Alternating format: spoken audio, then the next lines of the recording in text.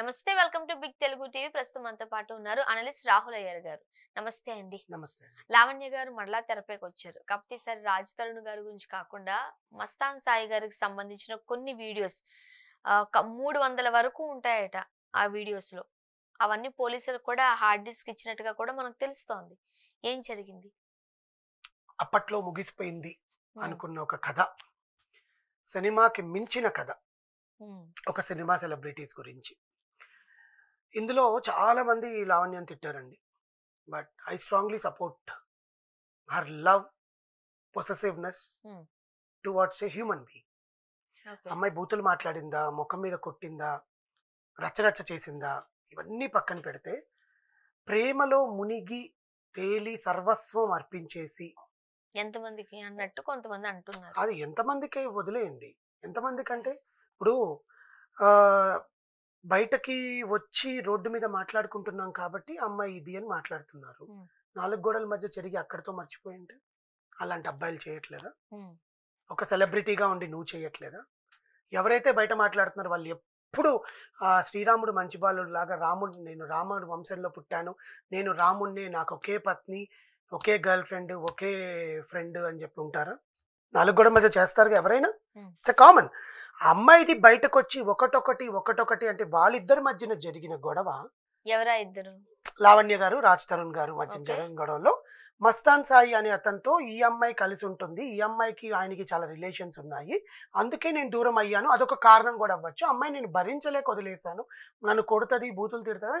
It happened. The stories అన్ని విన్నాం అక్కడ కదా. లావణ్య గారి విషయంలో అన్ని విన్నాం. ఆ అమ్మాయిని గొంతు చించుకొని అరిచింది, మీడియాలోకి వెళ్ళి ప్రతి ఒక్కరితో మాట్లాడింది, బూతులు మాట్లాడితే నా గురించి ఏం తెలుసని మాట్లాడుతున్నారు మీరు అనింది. ఇక్కడ నేను చెప్పబోయే పాయింట్ ఏంటంటే, what ever happened is happened between those 2 people. ఏదైతే ఒక ఆడపిల్ల వచ్చి ఒక అబ్బాయి మీద నిందలేస్తుందో అది దేని వారిలో వేసింది? డబ్బు కోసమా, లేకపోతే ఇంకేమైనా కావాలా, లేకపోతే సినిమాలో ఛాన్స్ ఇప్పిస్తానని ఏమైనా మోసం చేశాడా? లేదు, ఆయనకే సినిమాలు లేవు, ఆ పర్టికులర్ ఆర్టిస్ట్ ఆ టైంలో సినిమాలు లేవు కదా. ఈమెకి తీసుకొచ్చి లింకులు పెట్టడం. సరే, ఆ అమ్మాయి చెడ్డదే అనుకుందామండి, యాజ్ పర్ ద లా. చెడ్డ మంచి పక్కన పెడితే మీరు ఏం మాట్లాడుతున్నారు అర్థం కాక మీ వైపు అలా తీక్షణంగా చూస్తున్నారు. ఏం మాట్లాడేది ఏముందండి? రాజ్ తరుణ్ గారి మీద నిందలేస్తే అది నిజం అంటారా? ఎవరు? లావణ్య గారు. ఇక్కడ లావణ్య గారు, రాజ్ తరుణ్ గారు ఎవరిది కరెక్ట్ ఎవరిది ఒప్పు అనేది పక్కన పెడితే, మస్తాన్ సాయి ఎందుకు వచ్చాడు అనేది దీంట్లో నుంచే కదా బయటకు వస్తుంది. అదంతా ఒకసారి అంటే మీరు అన్నారు కదా, హెర్ లవ్, హెర్ పొసెసివ్నెస్, ఇవన్నీ నేను స్ట్రాంగ్ గా సపోర్ట్ చేస్తాను అంటే, ఇప్పుడు నేను కూడా అమ్మాయినే. చాలా సందర్భాలలో అమ్మాయిల తరపు నుంచి నేను మాట్లాడడం మీరు చూస్తూనే ఉంటారు. మీకు నాకు ఆ విషయంలో ఇష్యూస్ కూడా మనం మాట్లాడుకుంటాం. ఇప్పుడు అసలు ఈ ఇష్యూకి సంబంధించి ఫస్ట్ బయటపడింది ఎవరు? లావణ్య గారు వచ్చి కేసు పెట్టారు. లావణ్య గారు డే 1 మీకు గుర్తుందో లేదో, డే 1 పలానా అమ్మాయి మీ మీద ఇలాంటి ఎలిగేషన్స్ పెడుతుందని రాజ్ తరుణ్ గారిని అన్నప్పుడు, అబ్బాయి ఆ అమ్మాయి ఎవరో నాకు తెలీదు అని ఆయన అనలేదు. మా ఇద్దరి మధ్య ఉన్నిందని చెప్పాడు, రిలేషన్ ఉండింది, మేము బ్రేకప్ అయ్యాము, నేను అమ్మాయిని వదిలేసి చెప్పనివరా మీరు?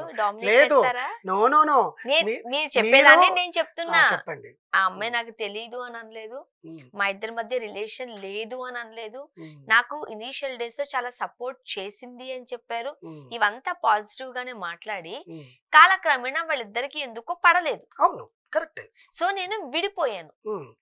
ఆ టైంలో ఆమె మస్తాన్ సాయి అన్న వ్యక్తికి దగ్గరైంది. మస్తాన్ సాయితో దగ్గరైనందు వలన మా ఇద్దరికి గొడవలు అయ్యాయి. అదే అంటున్నా, వీళ్ళిద్దరికి గ్యాప్ వచ్చాయండి. ఆ గ్యాప్ మధ్యలో ఈమె మస్తాన్ సాయి గారితో దగ్గర అయింది అని అన్నారు. మస్తాన్ సాయి ఉన్నప్పుడే రాజ్ తరుణ్ వెళ్ళిన విజువల్స్ చూసాము, వాళ్ళిద్దరు చూసాము. ఈమె కింద ఆమె పైన ఒకటే ఇంట్లో ఉండేవారు అట. అవును, ఆయన ఫ్రెండ్స్ ఆయన దగ్గరకు వస్తూ పోయి ఉండేవారు, ఈమె ఫ్రెండ్స్ ఈమె దగ్గరకు వస్తూ పోతూ ఉండేవారు. కానీ ఇక్కడ జరిగిన ఇష్యూ ఏంటంటే, ఏదన్నా జరగనివ్వండి, వాళ్ళిద్దరి మధ్య ఒక మిస్అండర్స్టాండింగ్ అనేది వచ్చేసింది. రాజ్ తరుణ్ గారు చాలా కూల్ గా పక్కకు తప్పుకున్నారు, ఈమె దాన్ని ఇష్యూ చేసుకున్నారు. ఇది కాదా నిజం? ఇక్కడ ఒక్క నిమిషం, కూల్ గా పక్కన తప్పుకున్నారు అనేది ఎప్పుడు బయటకు వచ్చిందంటే, ఒక సెలబ్రిటీగా ఆయన ముందుకొచ్చి ఆయన మీద ఇట్లా ఆరోపణలు వచ్చాయని లావణ్య పెట్టిన తర్వాత ఆయన వర్షన్ మారింది. అంతకు ముందు రోజు ఆయన బూతులు మాట్లాడినట్టు వీడియోలన్నీ బయటికి లావణ్య గారు తీసుకురాలేదు. లావణ్య గారు కేసు పెట్టింది ఏంటి? నాతో కాకుండా నా భర్త వేరే అమ్మాయితో ఉంటున్నాడు, ఆయన నాకు కావాలి అనే కేసు పెట్టింది. ఈమె కూడా ఉన్నారు కదా వేరే వాళ్ళు. ఆ తర్వాత వచ్చిన వెలుగులోకి వచ్చిన విషయాల్లో ఎంతవరకు నిజం ఉంది అనేది ఇప్పుడు రాజ్ తరుణ్దే నిజం అని ఈ అమ్మాయిది అబద్ధం అని ఎలా అంటారు అనేది నా పాయింట్. ఇప్పుడు లవ్ పొసెసివ్నెస్ ఉన్నప్పుడు మీరు రాజ్ తరుణ్ గారు భర్తతో మాత్రమే ఉండి ఆయన వేరే నలుగురు ఎదురుతో రిలేషన్స్ పెట్టుకుంటే యాజ్ ఏ వైఫ్ గా, యాజ్ ఏ హ్యూమన్ బీయింగ్ గా, యాజ్ ఏ పొసెసివ్నెస్ ఉండే ఒక అమ్మాయిగా, సగటు అమ్మాయిగా ఎంతకన్నా ఫైట్ చేయి, ఎవరు నిన్ను తప్పు పట్టారు. సో ఇప్పుడు వేరే వాళ్ళతో అక్రమ సంబంధం ఉందని మనకు ప్రూఫ్లు ఏమైనా వాళ్ళు బయట పెట్టారా? ఆడియో లీకులు తప్ప ఏం లేవు అక్కడ. ఇప్పుడు రాజ్ తరుణ్ గారితో అక్రమ సంబంధం డైరెక్ట్ గానే కదా పట్టుకుంది. ఆ రోజు ఆ సినిమా హీరోయిన్ ఇంట్లోకి వెళ్ళే కదా గొడవ పెట్టింది. ఆ అమ్మాయి వచ్చి మీరు మా ఇంటికి వస్తారండి, మీరున్నారు మా ఇంటికి వస్తారు, ఎవరో వచ్చి మీ ఇద్దరు వచ్చిన టైము ఉన్న ఉద్దేశాలు. నో, ఇక్కడ నేను అతనేం తప్పు పట్టట్లా. That is personal things. ఒకసారి విడిపోయాక అతను ఎక్కడికైనా వెళ్ళొచ్చు. ఆ తర్వాత విషయం, the way she seen them is wrong. అది అతన్ని చెప్పాను, నిన్ను వదిలేసి వచ్చేసాను కదా, నా పర్సనల్ అని చెప్పి అక్కడతో వదిలేసి ఉంటే పోయి ఉండేది. ఇది ఎప్పుడు జరిగింది? ఆ అమ్మాయితో విడిపోయి వచ్చేసాక ఇతను వేరే వాళ్ళ ఇంట్లో ఉండడమో, ఫ్రెండ్గా వెళ్ళాడో, భోజనం చేయడానికి వెళ్ళాడో, నిద్రపోవడానికి వెళ్ళాడో తర్వాత విషయం. ఈ అమ్మాయిని విడిపోయాకే వెళ్ళాడు వాడు. అతను వెళ్ళినప్పుడు ఆ అమ్మాయి వచ్చి క్వశ్చన్ చేయడమో, ఇంకేదైనా కంప్లైంట్ చేసినప్పుడు ఇది నా పర్సనల్ విషయం, ఇతను నేను వదిలేసి వచ్చేసాను కదా, మా లైఫ్ నేను బతుకుతున్నాను అని చెప్పుంటే అక్కడే బ్రేక్ పడిపోయిండేది. నేను ఫ్రెండ్ గా కలవడానికి వచ్చాను, సినిమా డిస్కషన్స్ కోసం వచ్చాను, సంబంధం ఉంది అని మనం డిక్లేర్ చేయడానికి లేదు. మస్తాన్ సాయి గారు డ్రగ్స్ ఇచ్చి లోపరుచుకొని ఇప్పుడు అదే కదా ఇష్యూ. ఇప్పుడు ఈ విషయంలో లావణ్య వెళ్ళి కేసు పెట్టడానికి కారణం ఏంటి? ఇప్పుడు జరిగిపోయిందండి. ఒక 3 months బ్యాక్ ఈ డ్రామా జరిగిందిగా, వీళ్ళిద్దరిది. కోర్టులకు వెళ్ళారు, పోలీస్ స్టేషన్లకు వెళ్ళారు, అన్నిటికి వెళ్ళారు. లాయర్లు కూడా ఆ అమ్మాయికి ఎవరు సపోర్ట్ చేయకుండా వెళ్ళిపోయారు. సరే వదిలేసింది, ఆయన జీవితం ఏదో సినిమాలు చేసుకుంటూ ఆయన బతుకుతున్నాడు, కొత్త సినిమాలు. ఈ అమ్మాయి పాటికి ఈ అమ్మాయి లైఫ్ బతుకుతుంది. వరలక్ష్మి టిఫిన్ సెంటర్ కేసులో అరెస్ట్ అయిన మన మస్తాన్ సాయి అనే అతను బెయిల్ మీద బయటకు వచ్చాడు ఒక 4 రోజుల క్రితం. బెయిల్ మీద బయటికి రావడము డైరెక్ట్గా లావణ్య ఇంటికి వెళ్ళాడు నార్సింగ్లో. వెళ్ళిపోయి అమ్మాయి ఒంటరిగా ఉన్నప్పుడు వాళ్ళ తమ్ముడో బ్రదరో ఇంకో రూమ్లో ఉన్నారు. వాళ్ళిద్దరి మీద దాడి చేసి ఇంట్లో టీవీలు పగలగొట్టి, సీసీ కెమెరాలు పగలగొట్టి, ల్యాప్టాప్లు, హార్డ్ డిస్క్లు ఏవైతే ఉన్నాయో తీసుకున్నాడు. దానికి రీజన్, అది మూల కారణం. హార్డ్ డిస్క్, ల్యాప్టాప్ల కోసం నువ్వు అంత దూరం వెళ్లాల్సిన అవసరం ఏంటి అంటే, ఆల్రెడీ ఇంటి దగ్గరకు వచ్చి లావణ్య వాళ్ళు నువ్వు లోపల ఉన్నప్పుడు ఇంటి దగ్గరకు వచ్చి పోలీసులు తీసుకొచ్చి హార్డ్ డిస్క్ తీసుకొని వెళ్ళింది గుంటూరులో. హార్డ్ డిస్క్లో ఏమున్నాయి? తప్పు చేస్తే ఈ అమ్మాయి భయపడాలి, ఈ అమ్మాయి పోలీసులకు ఇవ్వదు కదా. ఈ అమ్మాయి వీడియోలు, మస్తాన్ సాయి ఈరోజు చెప్పిన వాన్మూలం ఏంటంటే, నిన్న అరెస్ట్ చేశాక వాన్మూలం ఏంటంటే, నేను నా వైఫ్తో హనీమూన్కి వెళ్ళినప్పుడు మేమిద్దరం వ్యక్తిగతంగా తీసుకున్న వీడియోలు అందులో ఉన్నాయి. 4 TB, it's not about 30 seconds or 60 seconds. 4 TB hard disk నిండా ఉన్నాయి.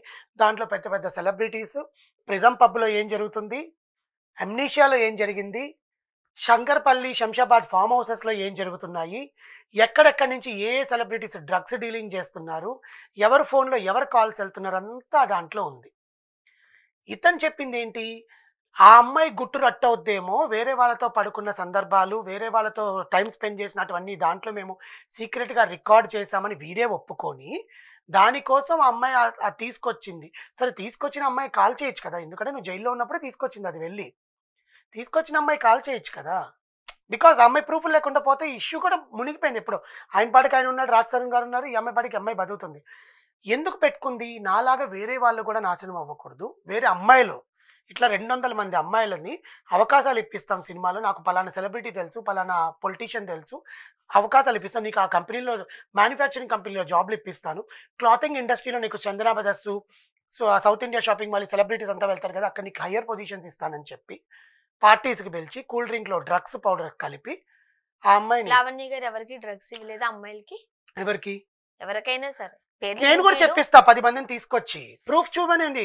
బ్లడ్ టెస్ట్ ఎందుకు ఇవ్వలేదు డ్రగ్స్ తీసుకున్నప్పుడు వాళ్ళిద్దరు? లావణ్య గారు డ్రగ్స్ ఇప్పించారు. ఒక ప్రముఖ ఛానల్ కి ఇంటర్వ్యూ ఇస్తూనే యాంకర్ అడిగారు, నేను అప్పట్లో తీసుకున్నాను, ఇప్పించాను కాదు, నేను తీసుకున్నాను, అది డ్రగ్ కాదు.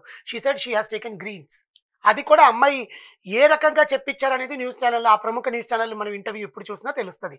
నేను అడిగేది వేరే వాళ్ళకి నోట్లో కుక్కింది, మింగకపోయినా జుట్టు పట్టుకుని నోట్లో కుక్కింది నా ఫ్రెండ్ అని ఇంకొక ఆమె నోట్లో చెప్పారు కదా. కుక్కారా ఆమె వచ్చి చెప్పారు కదా ఆ రోజు బ్లడ్ టెస్ట్ ఆమె ఇవ్వలేదు ఒప్పుకున్నారు అని. ఇచ్చాను అని.